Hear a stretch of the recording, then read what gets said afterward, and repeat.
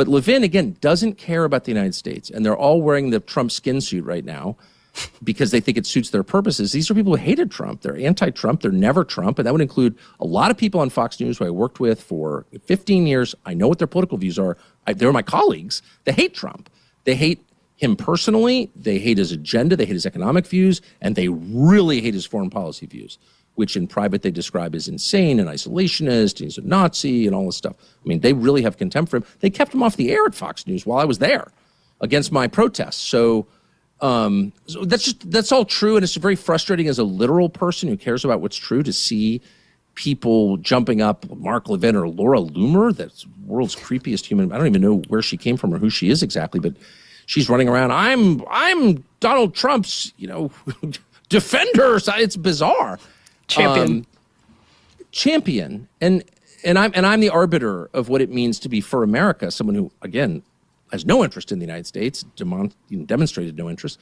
So I think it's just important. It's not a matter of score settling, and I don't care what Mark Levin does in his private life. I don't care what his opinions are. And Laura Loomer, I'm not even really sure who she is.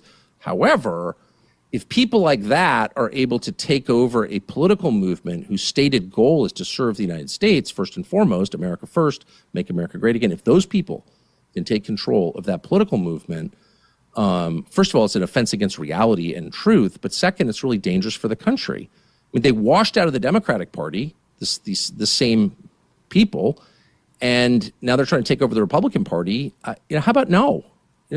Unbroken track record of failure, unbroken track record of ideas that hurt the United States in measurable ways, impoverished the United States, put us in unpayable debt, killed a ton of people, destabilized the world, caused a refugee crisis in Europe, destroyed Europe.